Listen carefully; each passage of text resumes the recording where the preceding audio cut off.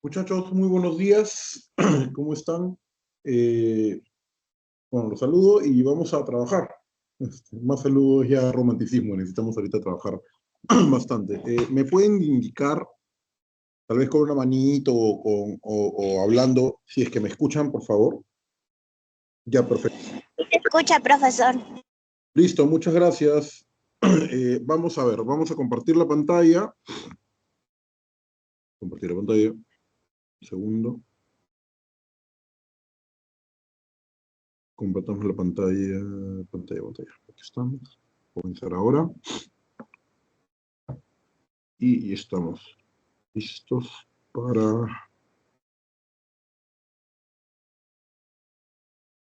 ir directamente aquí. ¿Sí? Bien, hoy día vamos a trabajar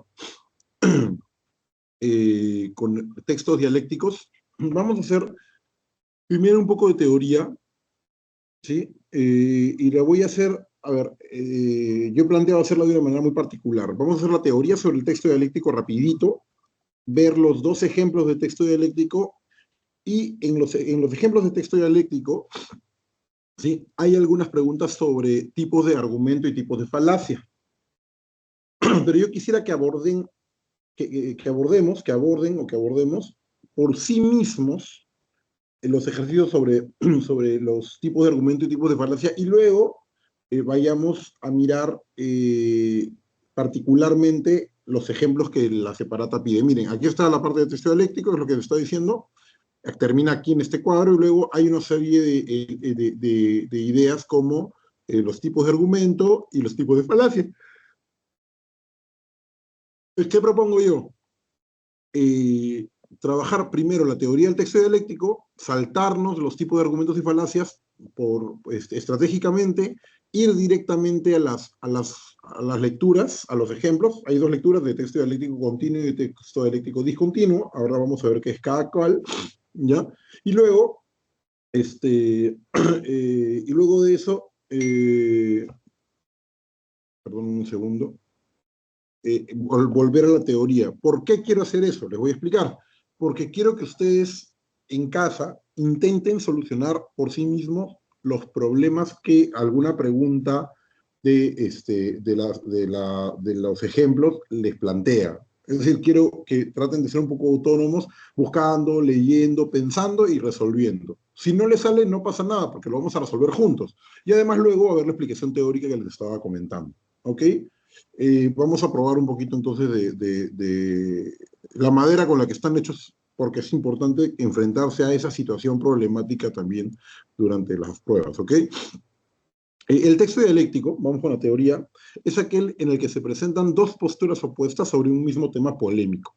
¿Sí? Para quien no sabe qué significa polémico, polémico viene de disputa, discusión, problema, incluso guerra, ¿no? En griego la palabra polemos significa guerra. Su objetivo es que el lector pueda entender dos puntos de vista contrarios, reflexionar sobre ellos y arribar, es decir, llegar, ¿no?, a una mejor comprensión del tópico controversial. ¿Qué significa tópico en este caso? El tema, el asunto. ¿Sí? Vayan anotando, ¿ok? Un segundo.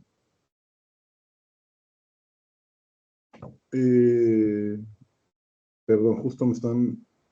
ahora les explico. En este tipo de texto siempre existe una argumentación. Eh, Esto es, se plantean ideas y razones para defender una posición y al mismo tiempo se refutan las del oponente. Eh, Características principales, el texto gira en torno, el texto dialéctico en un sentido en el que toma, perdón, en un sentido en el que se toma, incluso cuando hay dos textos como uno solo. Ahora vamos a mirar por qué. Se enfrentan una tesis y una antítesis. Se presentan argumentos y contraargumentos.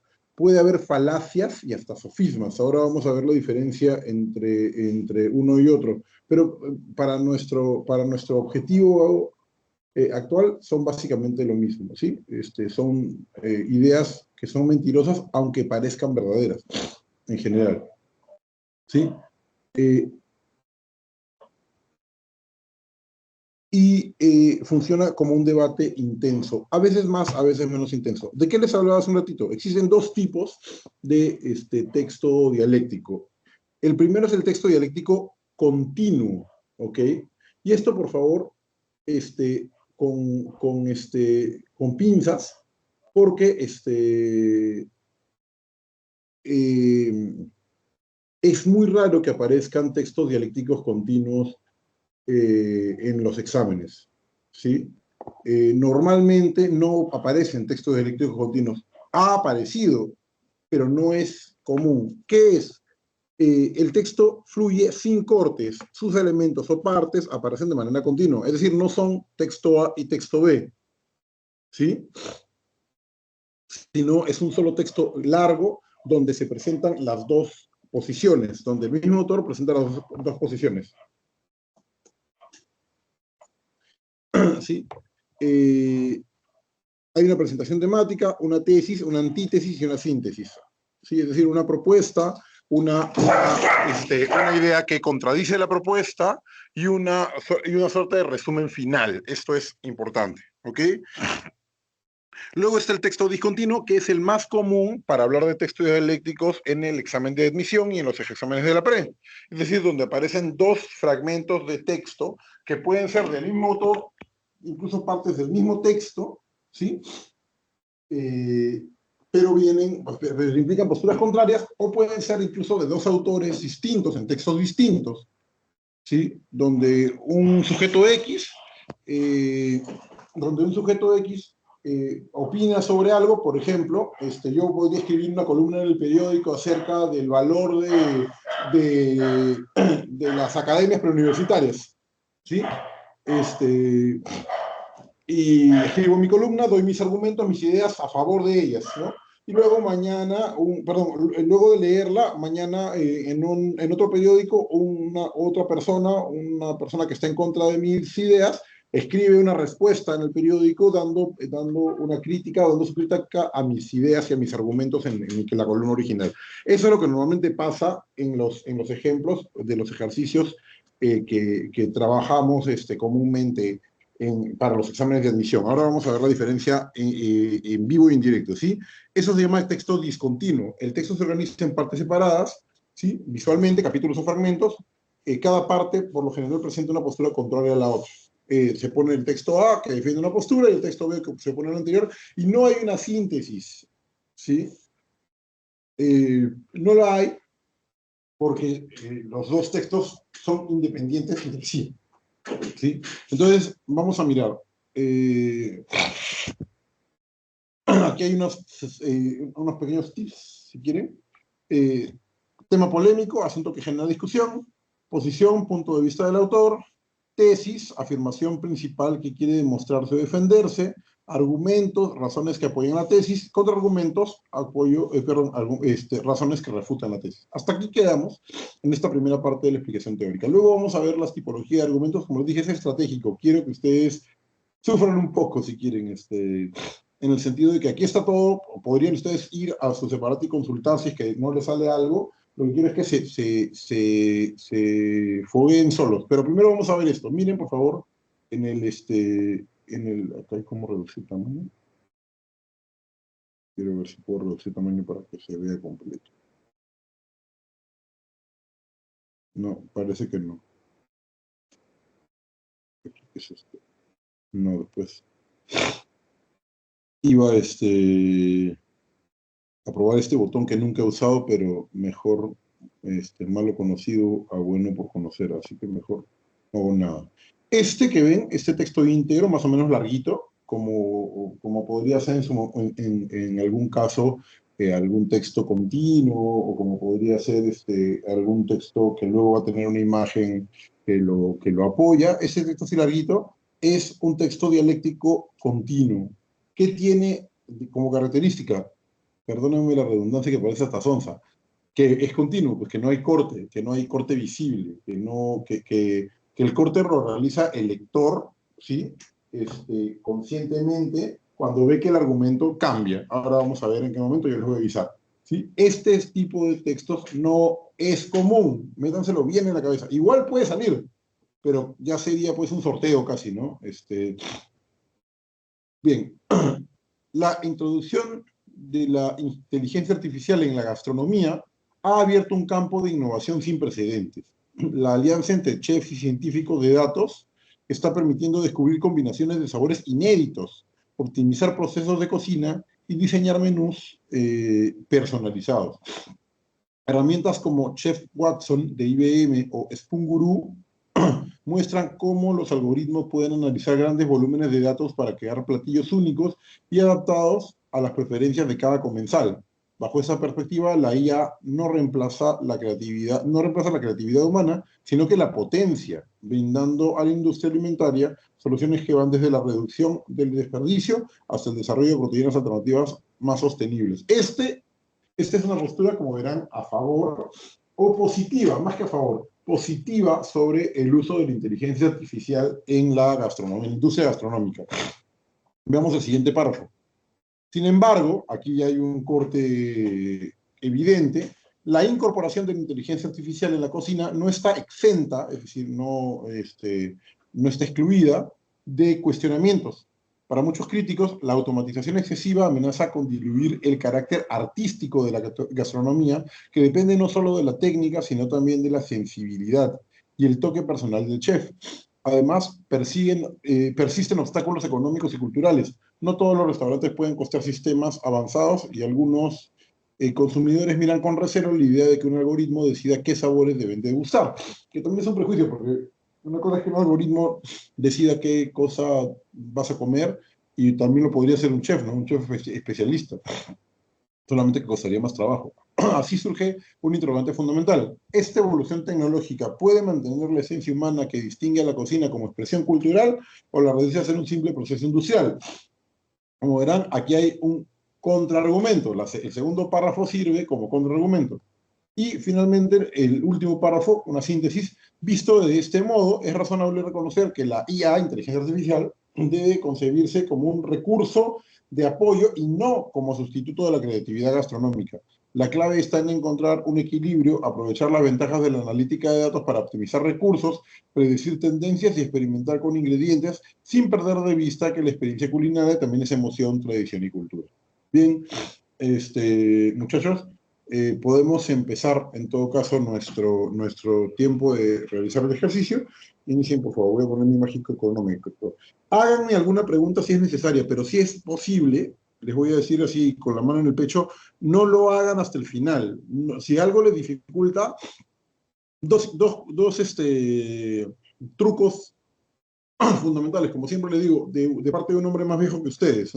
Uno, si algo es demasiado difícil y ya no pueden, pasen al siguiente ejercicio. O sea, hablando de pregunta por pregunta, ¿no? Y luego vean los demás hasta el final. Y segundo, traten ustedes mismos, y yo estoy acá en caso de que realmente necesiten, o sea, ya la ansiedad, generación Z los tenga demasiado estresados, y necesiten, si no, espérense que los vamos a resolver todos juntos como siempre, ¿sí? Y vamos a dar respuesta a todas las preguntas. Iniciemos, por favor, entonces, muchachos. Aquí pongo mi cronómetro. Fin. Ya está. Aquí me encuentro.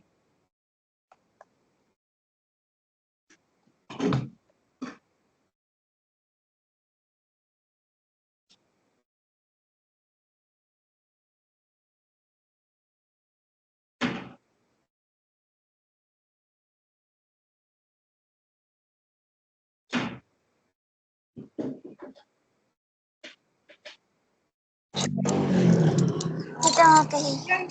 Gracias. Hola, ¿alguien prendió un micrófono? Y lo prendió absolutamente.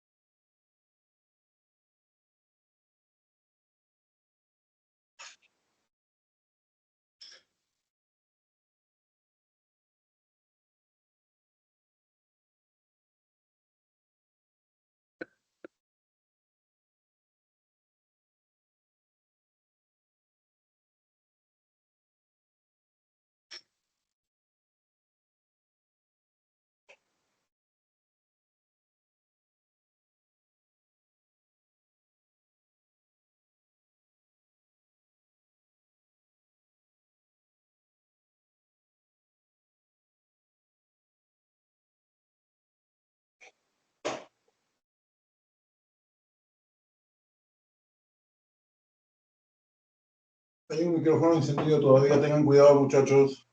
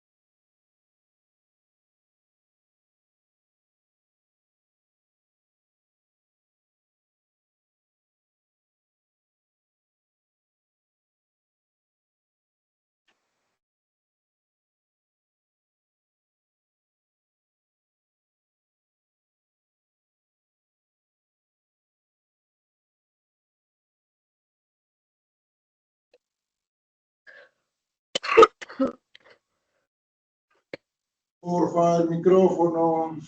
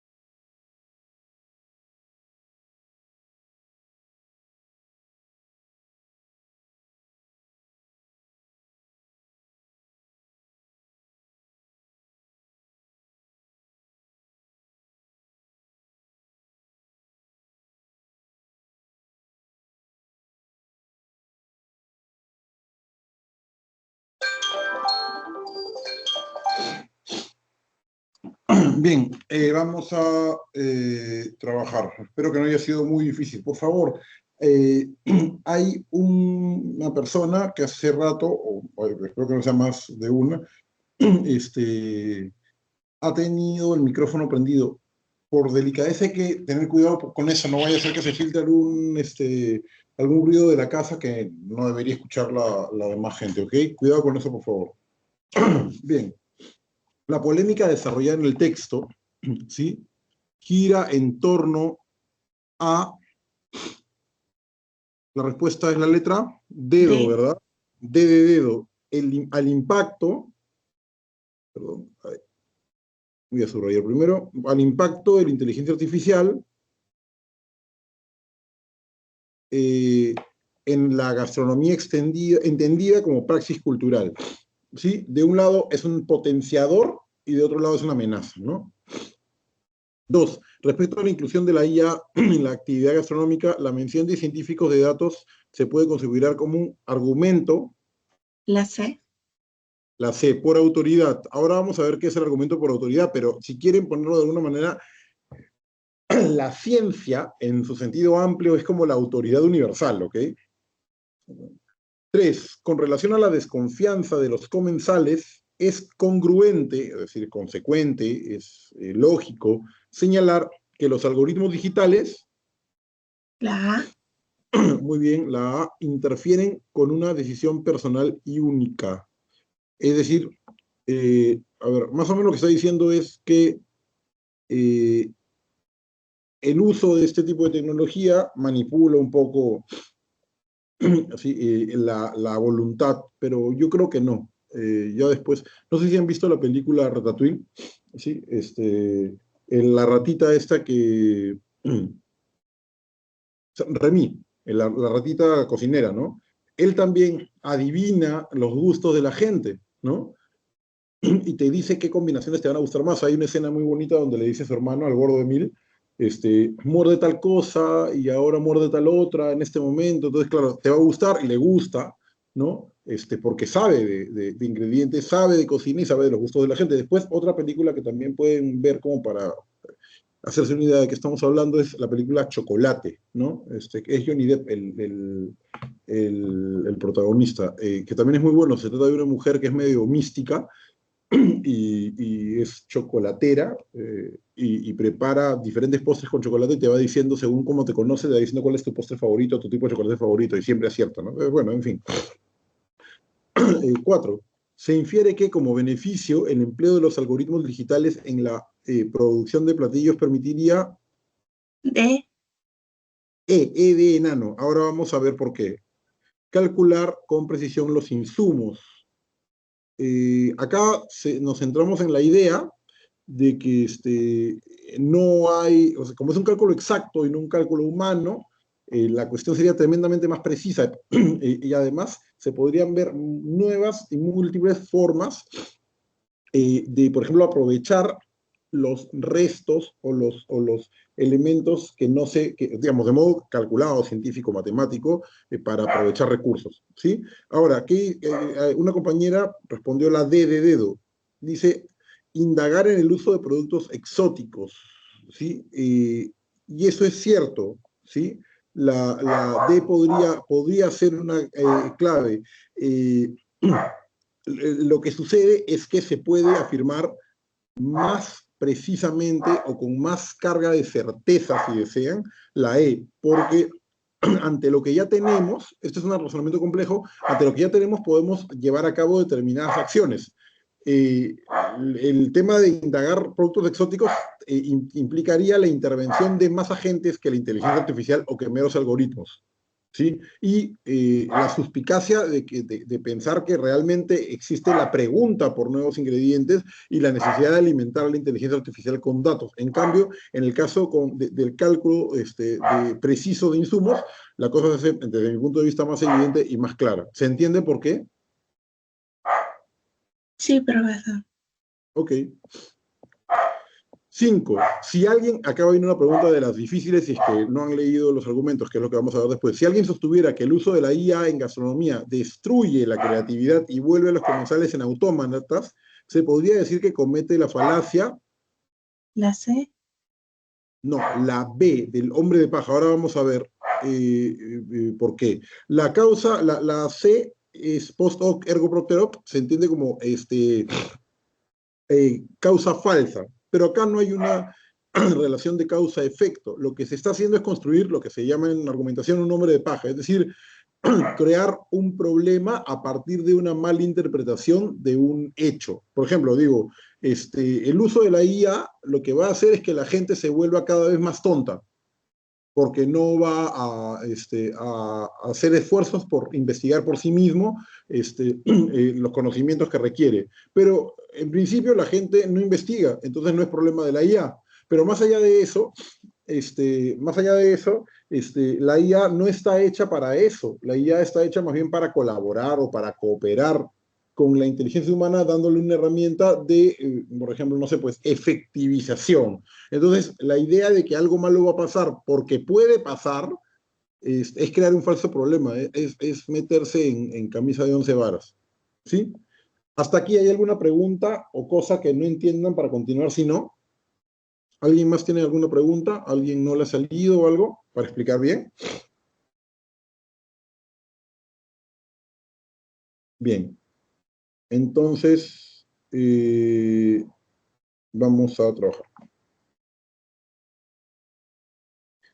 Siguiente, ya, este es un texto dialéctico discontinuo, que es el que ustedes conocen de siempre. ¿Sí? Texto A y luego texto B. Está bonito este texto, vamos a mirar. Un programa de Aprendo en Casa trató sobre la diversidad lingüística y el mensaje básicamente que dejó fue: habla como te dé la gana, conjuga el castellano como te salga del forro. Un poco vulgar, pero bueno. Con una lingüista atribulada como la gurú. Ojo, no hablo de acentos ni de usar otros términos, eso es muy respetable. Hablo de gramática, sintaxis y semántica elementales, de seguir los lineamientos de la Real Academia.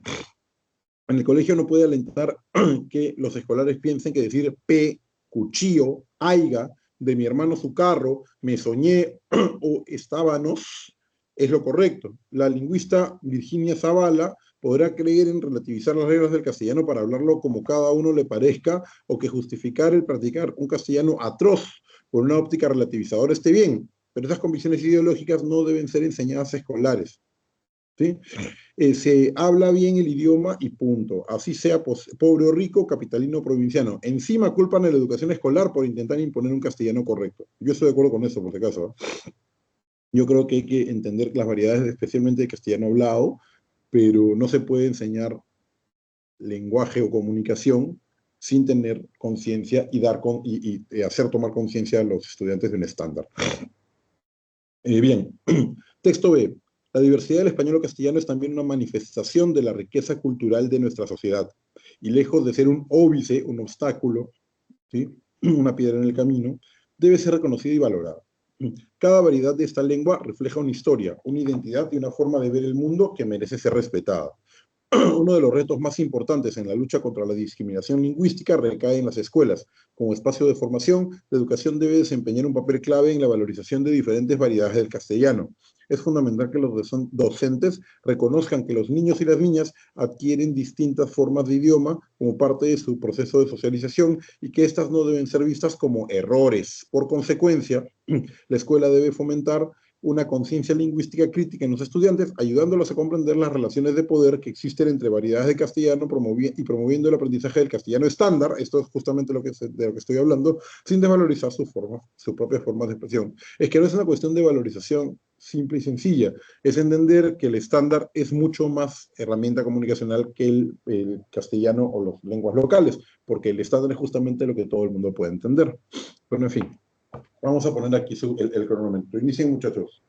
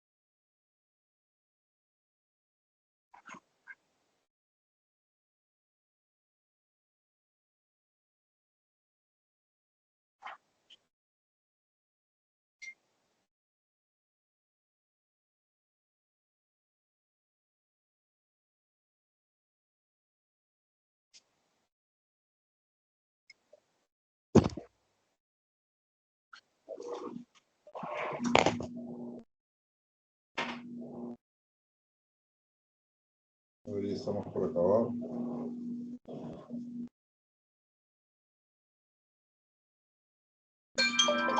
Bien, ya acabamos la espera. Trabajemos entonces los ejercicios, ¿ok? Miren, me he dado cuenta que el segundo artículo no era de periódico, sino de una, es una opinión de una profesora universitaria que es una universidad que es muy amiga mía. Pero bueno, a ver, número 1, debería decir, ¿no? Determine el punto de discrepancia entre los autores de ambos textos. O sea, ¿cuál es el problema? ¿Cuál es la polémica? La Es la C.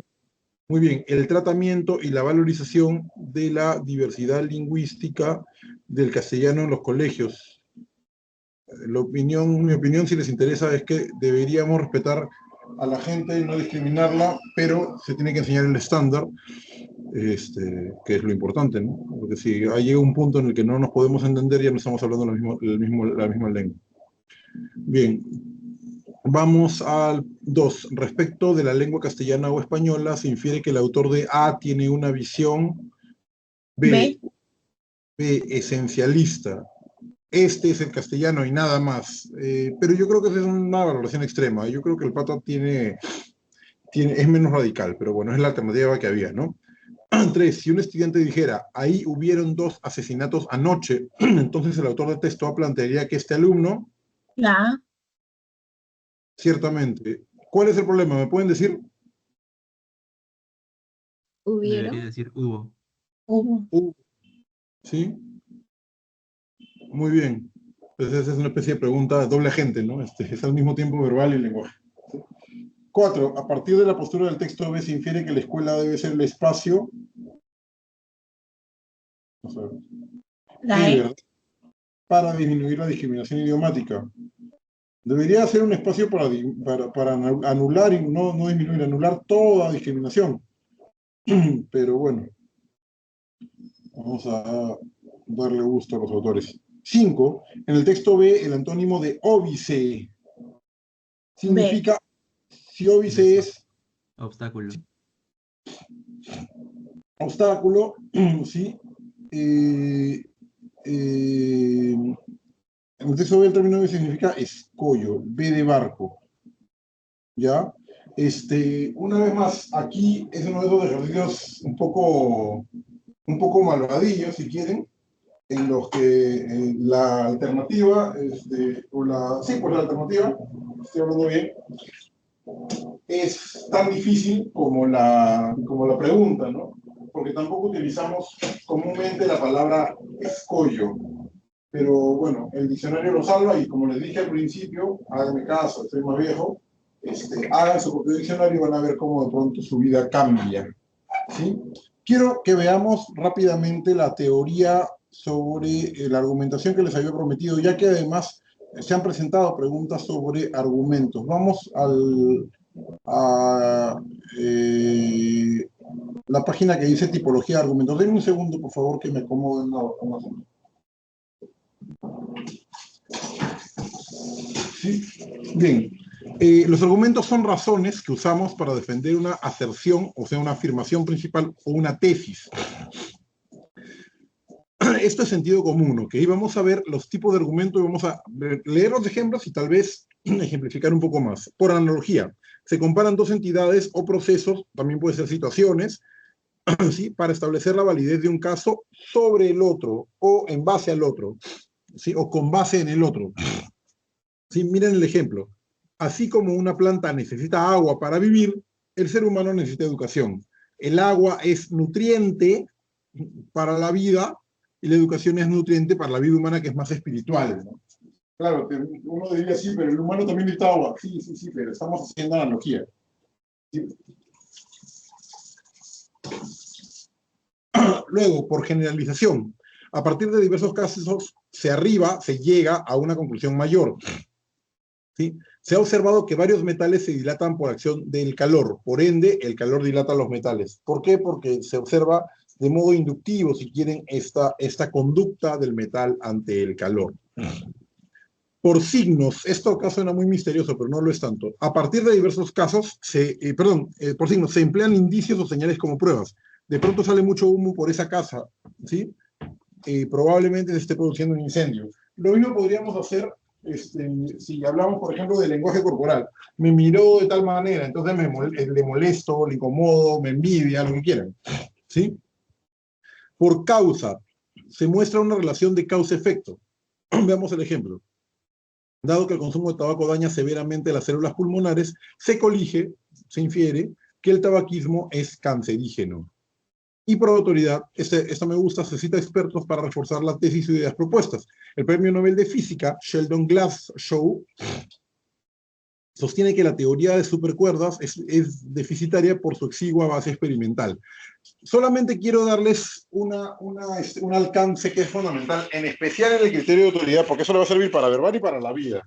No todas las personas que son autoridad en algo son autoridad en todo.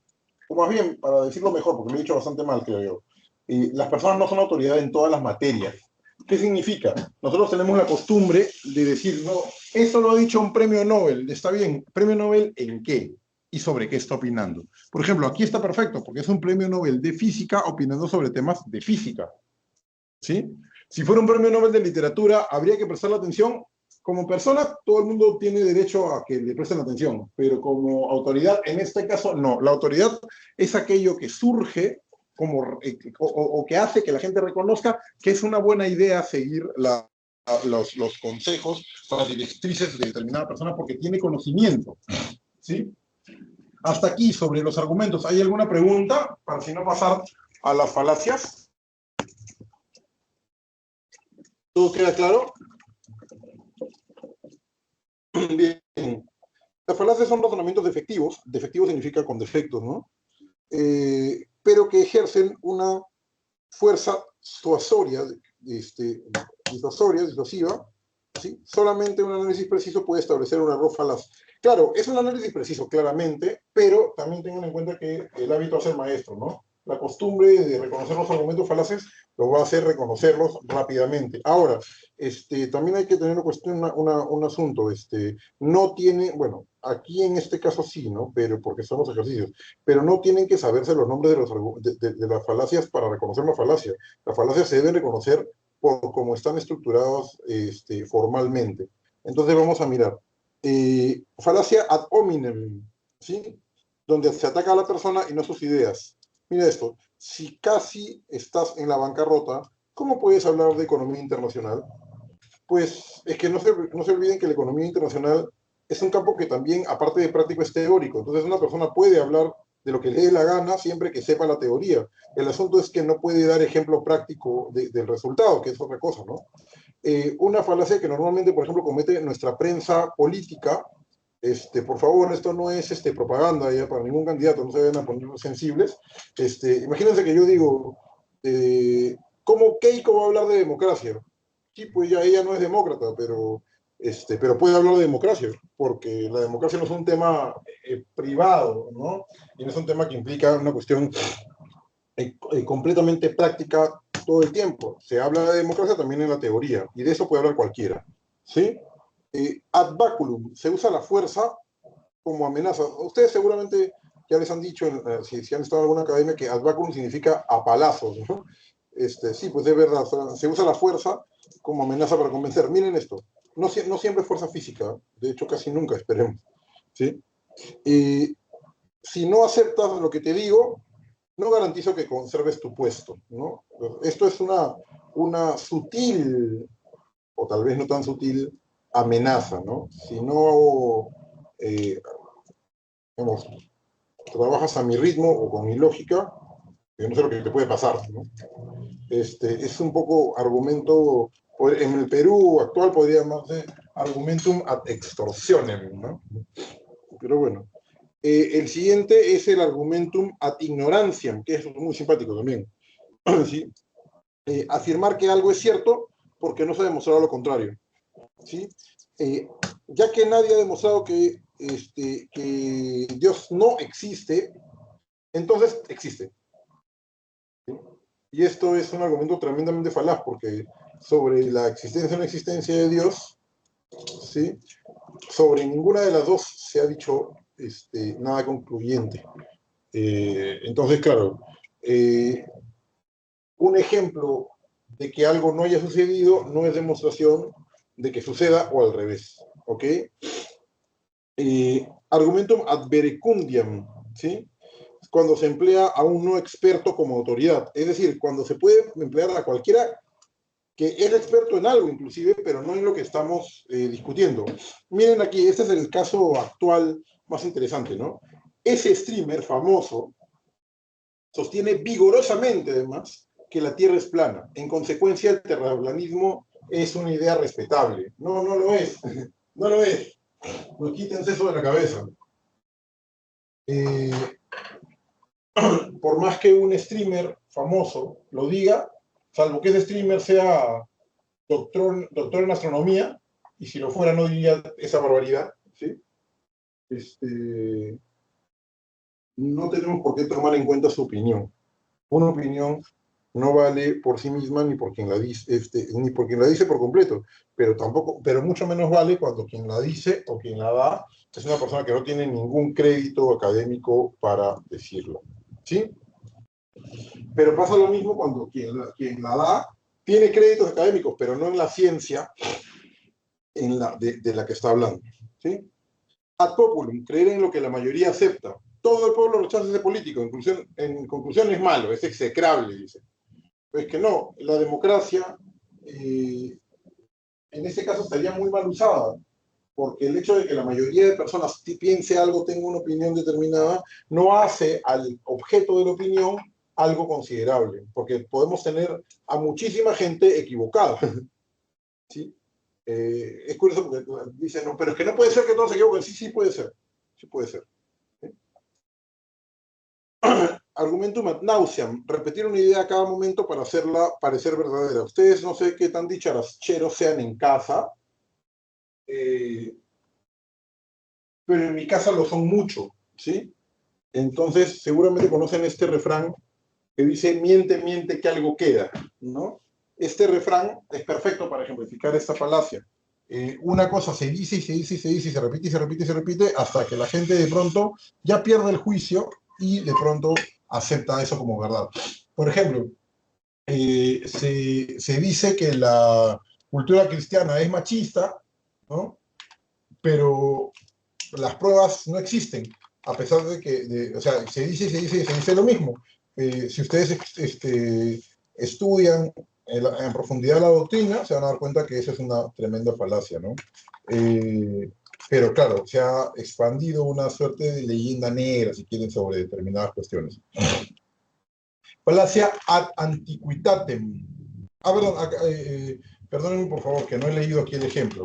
En ad nauseam. Se dice insistentemente que hubo fraude en las elecciones y lo asevera una y otra vez, por ende hubo fraude en las elecciones. ¿Se dan cuenta? El repetir 1000 veces algo puede llegar y tiende inclusive a llegar a convencer a la gente de que las cosas son así por hartazgo, por eso se dice ad nauseam. ¿Sí? Ad nauseam. Se dice tanto que provoca náuseas, si quieren, por exceso, ¿no? Bueno, argumentum ad antiquitatem, ¿sí? Cuando se justifica una idea por tradición o antigüedad, ¿sí? Desde siempre los seres humanos han estado en guerra, por lo tanto, la guerra es una condición inherente a la humanidad. No, no es así. El hecho de que algo siempre haya pasado, o que lleve mucho tiempo pasando, o que se haga mucho tiempo de una manera, no significa que eso sea correcto. La costumbre en el error no vuelve el error, no vuelve el error ley, solamente en la mente de gente que no sabe teoría de la argumentación, ¿no? Argumentum de causa falsa o argumentum post hoc ergo propter hoc. Confundir una coincidencia con una causa verdadera. Me curé de la gripe porque me di un baño de agua helada, por eso la agua helada es la que cura la gripe. No. No sé si la empeore, pero no es la causa de la cura de la gripe. Si no, la gente viviría muy contenta a punta de jarrazos de agua helada, ¿no? Argumento de petitio principi, perdón, o petición de principio. Este es muy simpático particularmente, porque es sumamente circular, ¿no? Da por cierto lo que quiere demostrar. Sostengo que un tipo es mendaz, solo dice mentiras, mi punto está demostrado. Mendaz es mentiroso, no falso. Entonces, si yo digo que una persona es mentirosa de plano, ya estoy diciendo que solo dice mentiras. Entonces no estoy demostrando nada, solamente estoy construyendo una idea falaz, ¿sí? Y el argumento de hombre de paja, donde se caricaturiza la postura del otro para refutarla con más facilidad, creando un falso problema. Un hombre de paja es un hombre falso, ¿no? En rigor, su crítica del orden jurídico se puede entender como un incentivo para la delincuencia. Su postura es absurda y ridícula. Es un poco confuso este ejemplo. Vamos a poner otro más rápido. ¿Qué pasa si yo legislo, ¿no?, para que los estudiantes universitarios de universidades públicas paguen por los créditos por repitencia? Ya, pues yo estoy sugiriendo eso, no estoy sugiriendo nada más, pero van a salir gente quejándose de que estoy tratando de privatizar la universidad pública, ¿no? Ese es un hombre de paja perfecto, ¿no? Porque estoy creando un falso problema a partir de una cosa que no tiene nada que ver con la otra, ¿sí? Bien, ¿hasta aquí hay alguna pregunta de los argumentos? ¿No? ¿Seguros? Todo claro. Profe, ¿podría ser otro ejemplo del hombre de paja, por favor? Sí. Déjame pensar. Imagínate que yo doy soy congresista de la República, ¿ya? Y doy una ley, ¿sí? O planteo una ley para debatir, para que la policía utilice protocolos para el uso de armas de fuego. Es decir, que no se le ocurra sacar la pistola y meter bala a lo loco, ¿ya? Simplemente porque lo pensó. Imagínense esto, ¿ya? Entonces, yo no quiero nada más que se usen protocolos, es decir, que haya un discernimiento, que sepan cuándo usarla y que lo hagan con el cuidado y respeto a la vida que implica la defensa del orden, ¿ok? Porque la policía no está para matar a la gente, está para cuidarla de que la maten, si quieres. Entonces, cuando hay que utilizar violencia, tiene que haber ciertos criterios. ¿Me entiendes hasta aquí? ¿Sí? Ya, entonces mi ley se trata de utilizar sensatamente la fuerza de las armas. Un opositor político diría, usted está haciendo una ley para que la policía no pueda proteger a la gente, ¿sí? Y que además sea víctima de la violencia de los delincuentes, porque no puede usar su arma. Yo he dicho eso, mi argumento, mi idea ha sido esa, de ninguna manera. Mi argumento, mi idea ha sido que la policía tenga un criterio para el uso de las armas de fuego, ¿sí? Mi idea no ha sido para nada ni afectar a la policía, ¿sí? Ni beneficiar a los delincuentes, ni poner en peligro a la población. Pero la idea sobre eso ya se sembró en la cabeza de la gente. ¿Me sigues? Sí, profe. ¿Te das cuenta? Es una falacia porque no parto de la verdad. Es una falacia porque de pronto siembro ideas a partir de una muy mala interpretación, o como dice el texto, una caricaturización del argumento anterior. ¿Alguna otra pregunta?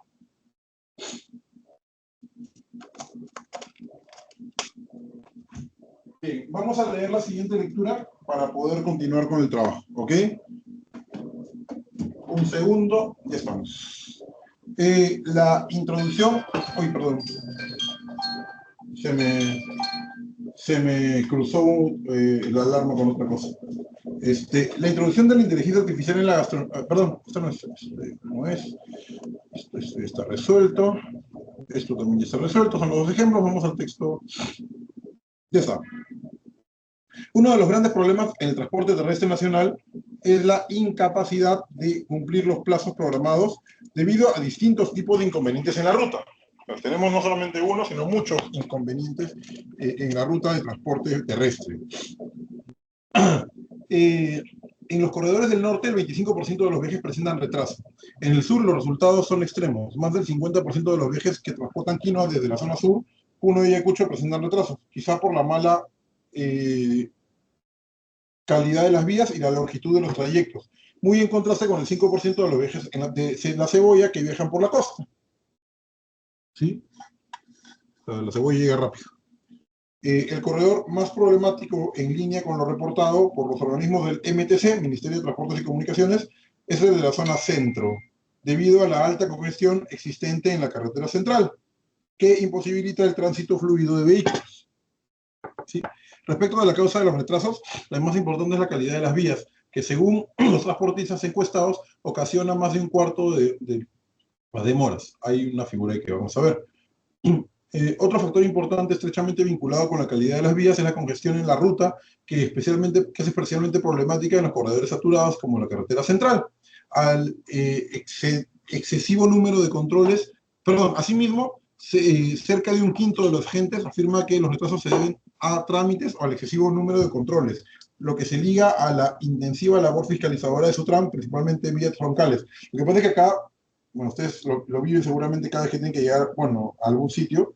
Los muchachos, por ejemplo, que son sus compañeros que tienen que llegar a las 7:30 de la mañana a la pre, es una cosa terrible. El gran problema es que estos controles excesivos no tienen criterio, ¿no? De pronto a veces la policía o los controladores ocasionan más tráfico del que evitan. Según los transportistas, los retrasos se traducen en costos evitables en términos de tiempo de trabajo, combustible, entre otros. El corredor más problemático para el café y el cacao es el de la zona centro, donde la mala calidad de las vías y la congestión tanto de la carretera central como de las vías cercanas a los nodos productivos provocan retrasos equivalentes a más del 28% del tiempo de viaje referencial. En el corredor de la zona norte, para la UBA, el retraso también es problemático e inclusive mayor, pero en términos absolutos es menor que de 1 hora. Y se debe principalmente a temas de fiscalización y mala calidad de las vías cercanas a las chacras. En términos de costos evitables, el corredor más problemático es también el centro para el café y el cacao, con un aumento promedio del 66% del costo de viaje referencial, un montón, como producto de los retrasos en la ruta. Por eso es que cuesta más caro el café. Si no, sería mucho más barato. Nosotros tenemos muy buen café y un montón. Le sigue el corredor del norte para los mismos productos, en el que los costos evitables equivalen a cerca de 1/3 del costo del viaje referencial. El corredor que se muestra menos problemático es el del sur para la uva, quizá debido a la alta concentración productiva y logística en la ruta Ica-Callao. Veamos, mala calidad de las vías, 26%, congestión, 22%, avería mecánica, 19%. Eso acá no se puede prever tanto, ¿no? Número excesivo de paradas y controles, 11%. Tramitología, 10%. Atomización del producto, 4%. Y no precisa, no sé si 8% esté bien graficado, pero aquí está, ¿no? Cuidado con la atomización del producto, que significa que el producto se tiene que recabar en varios lugares particularmente, ¿sí? Que no hay un solo centro de acopio. Bien, vamos a poner nuestro cronómetro y a trabajar. Iniciamos, muchachos. A ver, vamos a poner el cronómetro.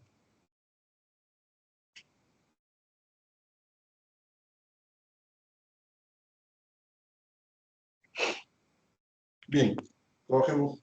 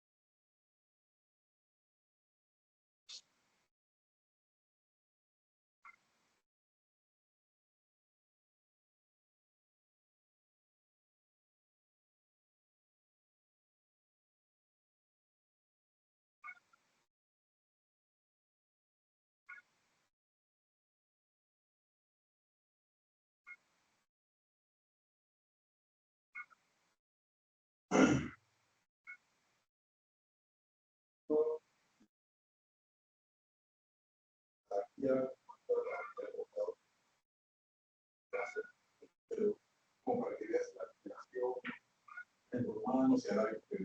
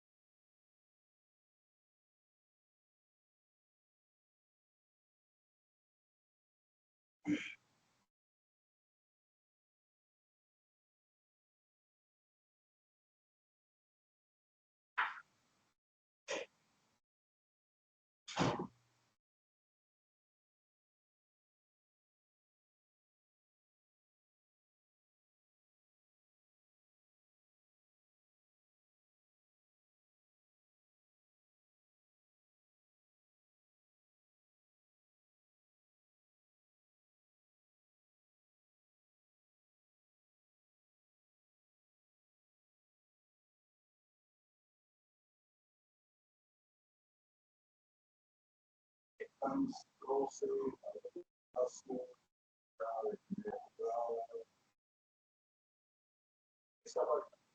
pero no sé cómo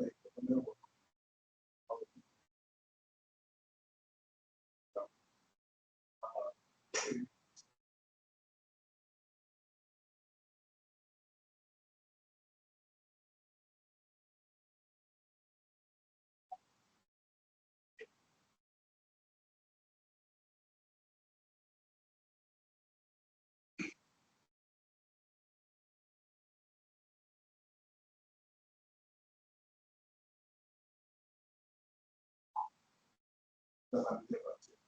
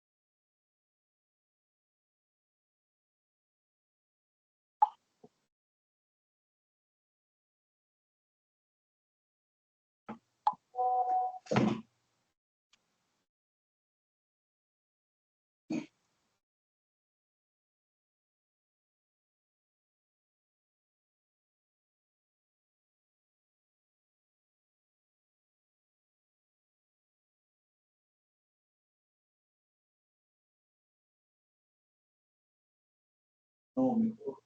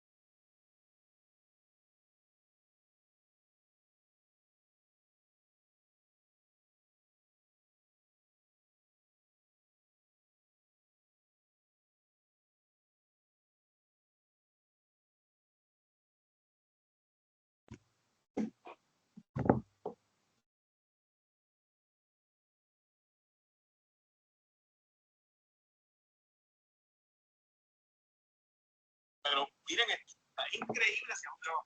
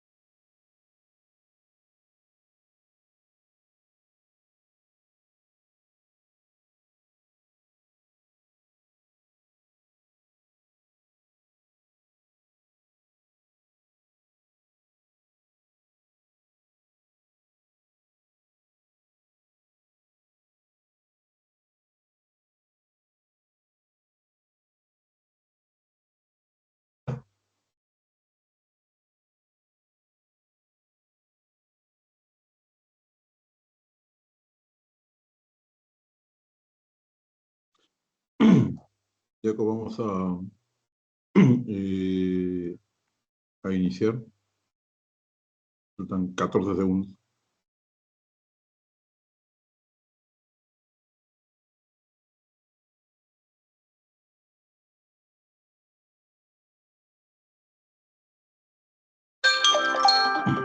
Bien, vamos a trabajar, muchachos.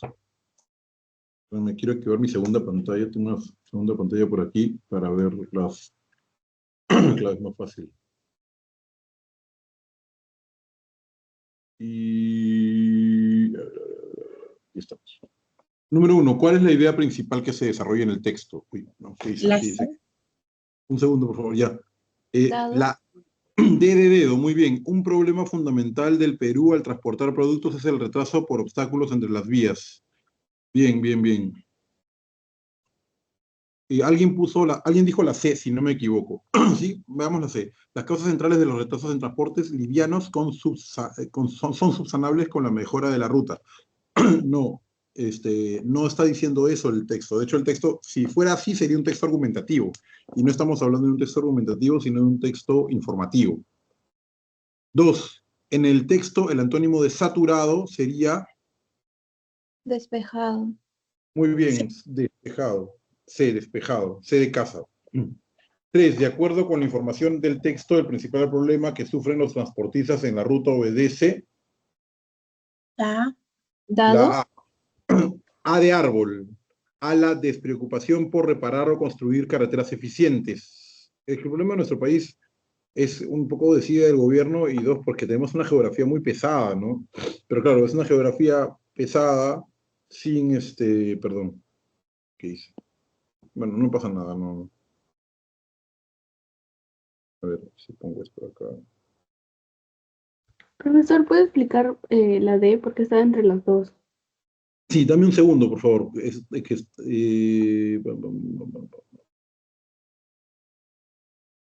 Eso, ya lo hice, perdón. Ya, la D dice, de acuerdo con la información del texto, el principal problema que sufren los transportistas obedece a la deficiente coordinación de controles legales en la carretera. Dice principal problema. Porcentualmente, no es el principal problema. ¿Sí? Primero son las malas condiciones de las carreteras y luego el tema de coordinación de controles legales. Por eso es que no puede ser la D. ¿Me entendiste? Sí, profesor. Okay. 4. Respecto del transporte de diversos productos de las regiones del Perú, es incongruente. C. C de casa. aseverar que las averías mecánicas son más graves que el fenómeno de la congestión. ¿Sí? Que hay mucho tráfico. 5. Probablemente el transporte terrestre de productos mejoraría si barco hubiera más fluidez en el paso de vías troncales. Nuestro gran problema es el de siempre. Pero claro, aquí, muy cómodamente, para el tema, para los transportistas, por ejemplo, nadie ha mencionado la cuestión cultural. Nosotros somos campeones intentando hacer pasar por un sitio donde cabe un carro a 4, ¿no? Pero bueno, perdón, estoy un poco alérgico por la mañana. Texto 2. Nada sería más absurdo que tratar de esperar a que la ciencia establezca la conclusión definitiva sobre las cosas primeras y últimas, mientras tanto pensar de la manera tradicional y sobre todo creer así, como suelen aconsejarse a menudo. Este es un texto hermoso. Igual hay que volverlo a leer cuando terminen, ¿ok? La tendencia a no querer tener sobre este tema más que certezas absolutas no es más que un atavismo religioso, una forma encubierta con la idea de que durante mucho tiempo aún y hasta entonces el creyente no tiene derecho a despreocuparse totalmente de este orden de cosas. Pero el caso es que no tenemos una total necesidad de estas certezas para vivir una vida humana sólida y plena. Tampoco tiene necesidad de ellas la hormiga para ser una buena hormiga. Por el contrario, nos interesa más aclarar de dónde proviene realmente la importancia que de un modo fatal venimos atribuyendo a tales cosas desde tanto tiempo atrás, y para eso necesitamos la historia de los sentimientos morales y religiosos, ya que solo mediante la influencia de tales sentimientos se han convertido estos problemas culminantes del conocimiento en algo tan grave y formidable. En los terrenos más exteriores, hacia los que se dirigen los ojos del espíritu sin penetrar aún en ellos, se han introducido clandestinamente conceptos como los de falta y castigo, y hasta el del castigo eterno, y ello con tanto menos escrúpulo cuanto más oscuros eran para nosotros esos terrenos. Desde la más remota antigüedad se ha hecho afirmaciones totalmente gratuitas en estos temas, persuadiendo a la gente de que estas imaginaciones son algo serio y verdadero, y haciendo uso de la execrable posición de que más vale creer que saber. Ahora bien, lo que hoy necesitamos respecto de estas cosas últimas no es el saber contrario a las creencias, sino la influencia frente a la creencia y al presunto saber en tales cuestiones. Tales otras cosas que deben preocuparnos más, esas cosas, me acabo de perder. Hay otras cosas que deben preocuparnos más que esas cosas y que hoy se han predicado como más importantes. ¿Cuál es el fin del hombre? ¿Qué destino le espera después de la muerte? ¿Cómo se reconcilia con Dios? Y tan pronto como esas cuestiones de los dogmatismos religiosos nos deben preocupar la de los dogmáticos filosóficos, sean estos idealistas, materialistas o realistas. Tanto unos como otros tratan de llevarnos a tomar una decisión respecto a unas cuestiones en las que no se necesita ni creer ni saber. Hasta para los que más se han apasionado por la ciencia resulta más ventajoso extender astutamente alrededor de esos temas un cerco de pantanos nebulosos, una venda impenetrable, una corriente eterna e imposible de vadear, porque lo que hace crecer innecesariamente al mundo de la ciencia, lo que hace que éste sea cada vez más claro y próximo, muy próximo, es precisamente la comparación, ¿sí? Incesantemente el mundo de la ciencia, perdón, no innecesariamente, perdón que estoy que me como palabras, es precisamente la comparación de que de él hacemos con el reino de la oscuridad situado en los límites del saber.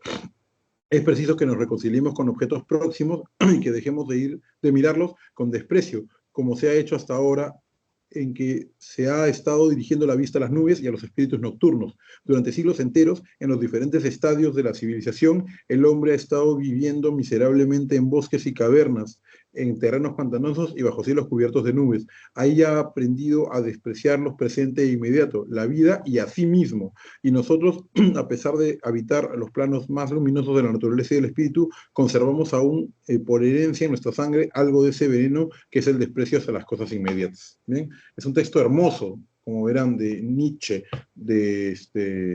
a mí me gusta mucho. Bueno, no soy fanático filosóficamente de Nietzsche, pero es un gran escritor. Bien, denle una leída nuevamente y vamos a trabajar. Esta vez vamos a dar solamente 8 minutos para el trabajo, porque tenemos que meterle un poquito más de velocidad porque tenemos el texto en inglés, ¿ok? Inicien, por favor, muchachos.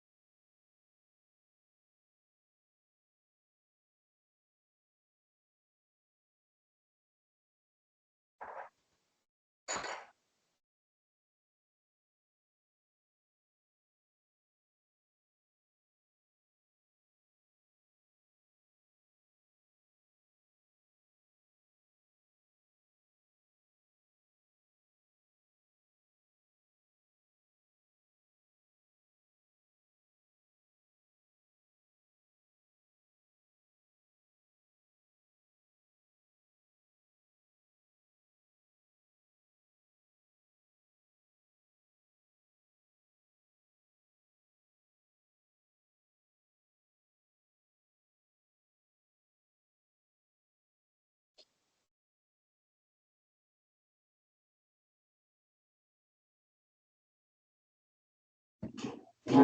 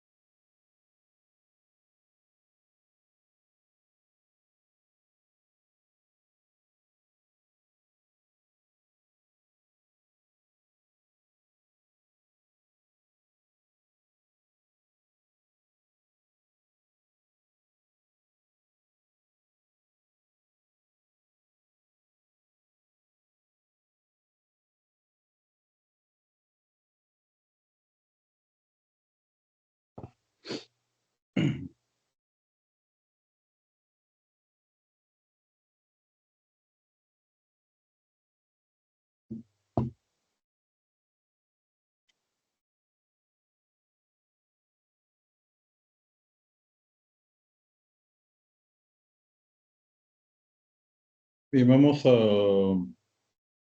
iniciar. Faltan como 30 segundos, pero vamos a iniciar de una vez. ¿Cuál es la mejor síntesis del texto textual de la reflexión propuesta, muchachos? ¿Cuál es el mejor resumen, en pocas palabras? La letra es... Sí, por favor. La E. La E de examen, muy bien. Debe abandonarse la necesidad de certezas absolutas sobre lo trascendental y enfocarse en lo inmediato y tangible. Sí, pues Nietzsche era un antimetafísico brutal. 2. En el texto la palabra execrable guarda antonimia con ¿verdad? Encomiable. Una cosa execrable es algo rechazable, una cosa encomiable es algo deseable. 3. Nietzsche menciona a la buena hormiga con el fin de establecer Una analogía. B. Perdónenme, B de barco, ¿sí? Una analogía. Muy bien. 4. Se infiere que para Nietzsche las ideas o concepciones trascendentales que la humanidad ha forjado desde siempre dependen de, ¿verdad? Los cambios y permanencias de los procesos históricos, aunque no nos demos cuenta, pues. ¿Sí? Como habla mucho de fijarse en el entorno, ¿sí? No, aunque no nos demos cuenta, dependen de eso. Y 5. Si la humanidad dejara de indagar en concepciones sobre la divinidad o la existencia del más allá, entonces... Dado. Muy bien. Habría la posibilidad de establecer una relación más fuerte con nuestro entorno inmediato. Sí, pues, mucha cabeza en el cielo y poco pies en la tierra. ¿Sí? ¿Preguntas hasta aquí? Faltan 4 minutos para terminar, así que mejor vamos a leer con paciencia y resolver las alternativas, y si es que hay alguna pregunta, damos espacio, y si no hay ninguna pregunta, pues esperamos nada más a que termine la hora, porque faltan, como les dije, 2 minutos y medio aproximadamente para que acabe, y prefiero leer las alternativas en inglés con tranquilidad en lugar de apurados.